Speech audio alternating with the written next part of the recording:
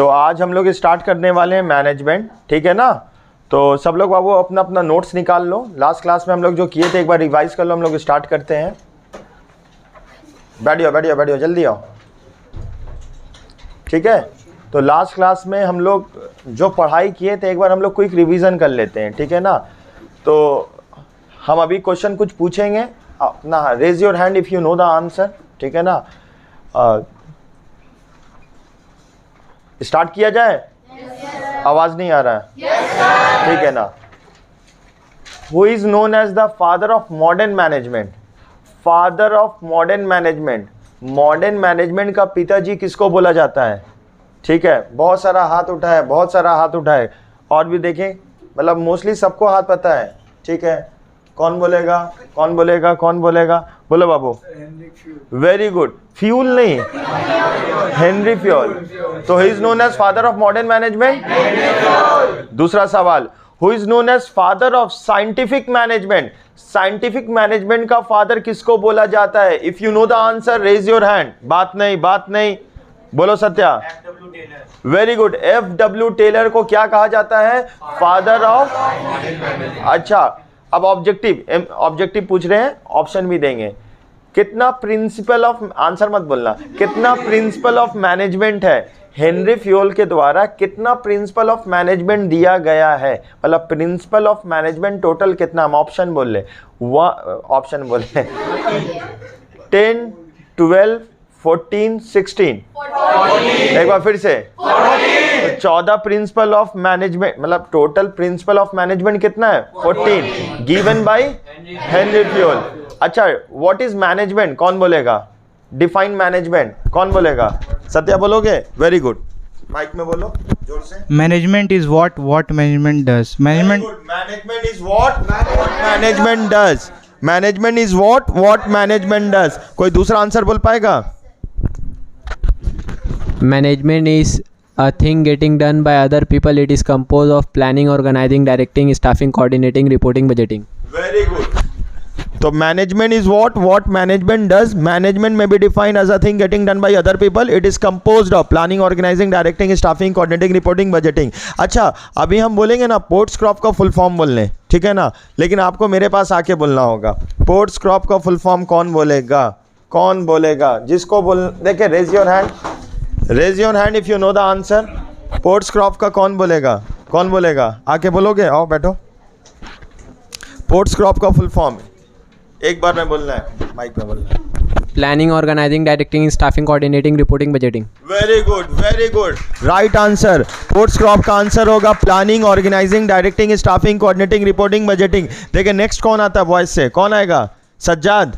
Very good Sajjad, कोशिश करो, आ जाओ। सज्जाद को रास्ता दिया जाए। बैठो सज्जाद, बोलो बाबू पोर्ट्स क्रॉप का full form. Planning, organizing, directing, budgeting, staffing, coordinating, directing, reporting, जाओ बैठ जाओ सज्जाद। तो हम लोग का ये सारा चीज़ हम लोग लास्ट क्लास में पढ़े थे, ठीक है। तो planning, organising, directing, staffing, coordinating, reporting, budgeting, ठीक है। तो पहला प्रिंसिपल ऑफ मैनेजमेंट क्या है? Division of work. अच्छा, डिवीजन ऑफ वर्क का मतलब क्या होता है? 14 प्रिंसिपल दिया गया है, that is universally accepted principle. तो division of work, division of work के बारे में कौन बताएगा? कौन बताएगा? गर्ल साइड से बोलोगी?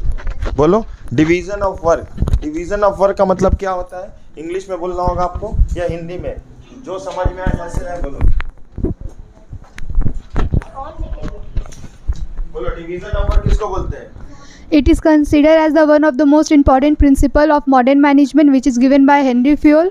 According to this principle, Fayol meant in an organization the total work should be divided amongst the employee as per their capability, ability, qualification, and experience to achieve the set goal, which is given by top level of the management. Very good, very good, very good, very good. Next हम लोग क्या पढ़े थे? Division of work तो हो चुका। Next, ठीक है, ऑथोरिटी एंड रिस्पॉन्सिबिलिटी कौन बोलेगा? Raise your hand. Very good. Authority and responsibility का मतलब क्या होता है? बोलो। It is considered as one of the principles of management which is given by Henry Fayol. Authority means power to take decision and responsibility means obligation to finish assigned work on time. Or authority and responsibility must be balanced. It should be given to one particular A person, the set goal which is made by the top level of the management. Very good, very good. Next we have क्या है? Discipline. कौन बोलेगा discipline? Discipline कौन बोलेगा? Next principle of management discipline कौन बोलेगा? कौन बोलेगा discipline? Boy side से कौन बोलेगा discipline? सत्या ट्राई करोगे? जो आ रहा बोलो, ट्राई करो. ट्राई तो करना चाहिए, आए या ना आए. Discipline. In an organization, the discipline must be followed to achieve the set goal, which is made by the top level of the management. For the expansion of an organization, for the development of an organization, for the growth of an organization, the discipline must be followed. Very good. देखो हर एक काम में क्या होना चाहिए? Discipline होना चाहिए. अगर ज़िंदगी में कुछ भी अचीव करना चाहते हैं, अगर हम लोग को डिसिप्लिन में रहेंगे ना, जो हेनरी फ्यूल बहुत साल पहले भी बता दिए हैं, अगर हम लोग का कितना लेवल ऑफ द मैनेजमेंट होता है? नहीं, level of management 3 level of management होता है. नाम बता पाएंगे? बोलो. Top level of the management, middle level of the management, lower level of the management. Very good. How many levels of management are there? Sir, 3 levels of management are there. Top level of the management, middle level of the management and lower level of the management. देखो management अगर हम लोग achieve करना चाहते हैं कोई भी goal in an organisation ना, what I have to do, हम लोग को ना डिसिप्लिन फॉलो करना होगा. If I am doing anything ना, हम लोग अगर कोई भी काम कर रहे हैं, एनी टास्क, अगर कोई भी काम परफॉर्म किया जा रहा है ना, अब वो डिसिप्लिन में अगर हम लोग करेंगे तो हम लोग ईजिली अचीव कर पाएंगे. नेक्स्ट क्या था? नेक्स्ट प्रिंसिपल क्या था? Unity of command. Girl side से कौन बोलेगा यूनिटी ऑफ कमांड? कौन बोलेगा? Raise your hand. Unity of command try करो. Unity of command. It is considered as one of the most important principle of Henry Fayol. According to Henry Fayol, an employee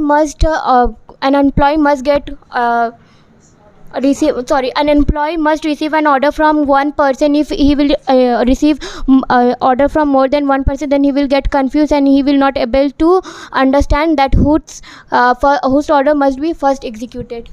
very good. तो next हम लोग का कौन सा point है? Unity of direction. Unity of direction कौन बोलेगा?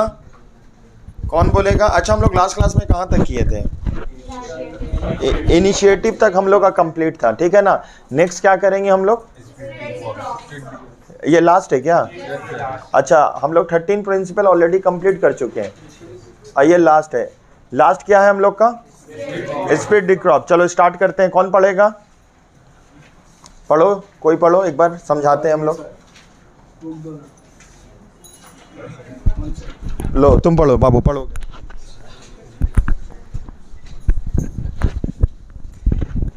Spirit de corps. Union is strength. It means team spirit or harmony in group that efforts and mutual understanding amongst the employees. When there is team spirit, everyone comes forward to help others. Team spirits help to develop an atmosphere of mutual trust and understanding. It inspires people to work harder and improve the quality of work. They enjoy working in the organization. Therefore, managers at all levels take steps to improve team spirit and develops a sense of belonging among the employees. अच्छा, अभी हम लोग समझेंगे, ये तो हम लोग reading किए बुक से, अभी इसका मतलब समझेंगे. देखो 14 प्रिंसिपल में एक प्रिंसिपल तो ये भी है ना, स्प्लिट द क्रॉप्स, मतलब united we stand, divided we fall. हम लोग बोल सकते हैं. देखो मैनेजमेंट में कोई भी काम करते हैं वो हम लोग ग्रुप बना के करते हैं ना. एक काम एक इंडिविजुअल नहीं करता है, एक काम को हम लोग सारे लोग मिल के करते हैं. जब एक काम को सारे लोग मिल के करेंगे ना, what will happen, we can easily achieve the set goal which is made by the top level of the management. होता क्या है ना, एक लोग को अगर काम करने बोलेंगे ना, तो हो सकता है हम लोग उसमें थोड़ा वक्त लगाएं, उतना ज़्यादा इफ़िशेंटली हम लोग काम नहीं कर पाए.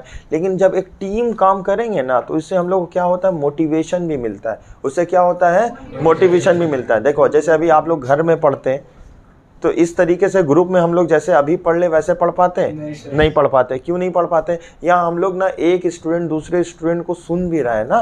जैसे अभी हम लोग क्लास में पहले लास्ट क्लास में क्या पढ़े थे, डिस्कशन किए। इससे क्या हो रहा है ना, हम लोग को एक तो मोटिवेशन मिल रहा है कि अगर वो पढ़ सकता है तो हम भी तो पढ़ सकते हैं, वो बोल सकता है तो हम भी तो बोल सकते हैं। तो ऑर्गेनाइजेशन में अगर हम लोग एक टीम बना के एक काम एक टीम को दिया जाएगा तो वो टीम अगर करेगा ना तो वो ईजिली हम लोग अचीव हो जाएगा। समझ में आया? जब भी क्रिकेट मैच होता है तो सारा रन एक लोग नहीं बनाते, वो पूरा टीम का होता है। समझ में आया? तो टीम वर्क होता है ना। कोई अगर 0 में आउट हो जाता है लेकिन टीम बहुत अच्छा परफॉर्म किया है तो उतना पता नहीं चलता है।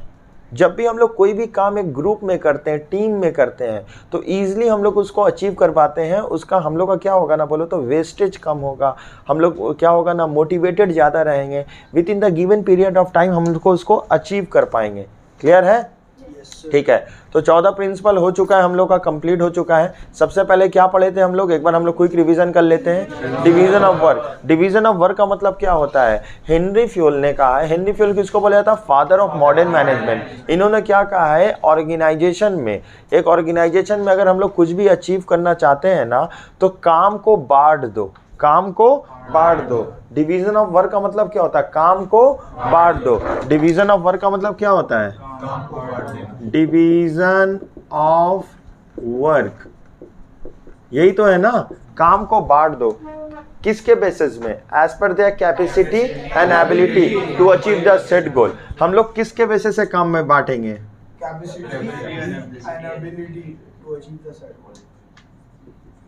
कैपेसिटी हो गया, एबिलिटी हो गया,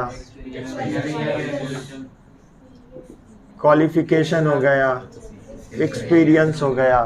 अच्छा, हर एक इंसान सारा काम कर सकता है?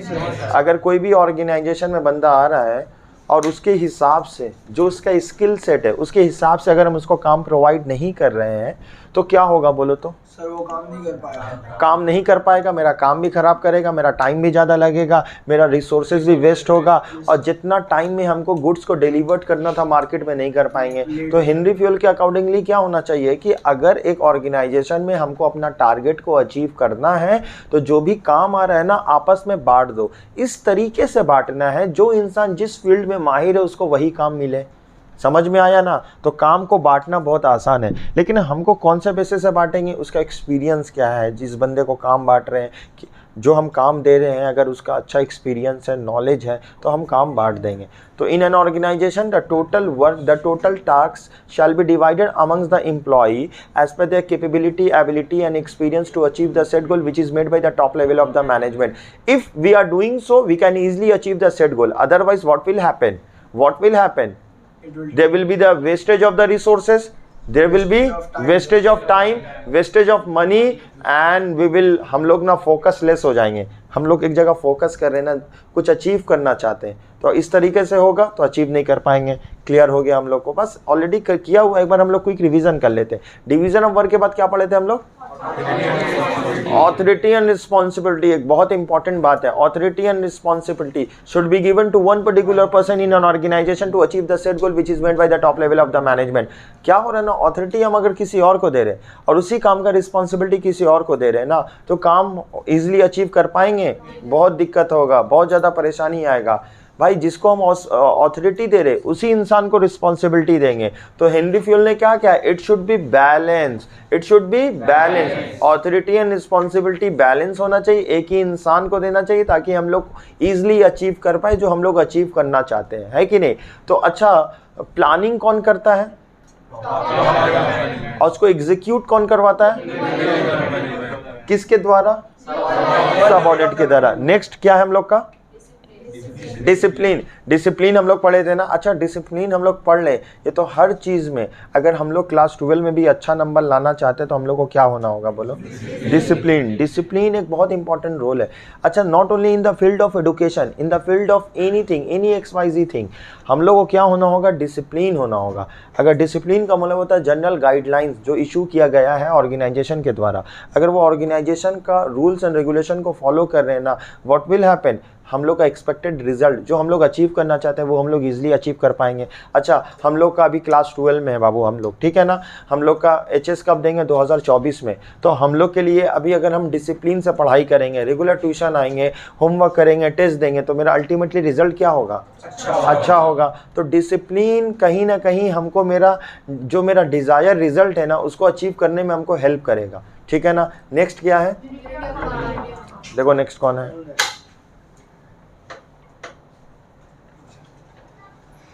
एक सेकेंड पॉज करो उसको। तो आज के लिए हम लोग इतना यहाँ तक रखते हैं, ठीक है ना। इंशाल्लाह ताला मिलते हैं हम लोग नेक्स्ट क्लास में। नेक्स्ट क्लास से हम लोग कंटिन्यू करेंगे, ठीक है। Thank you so much.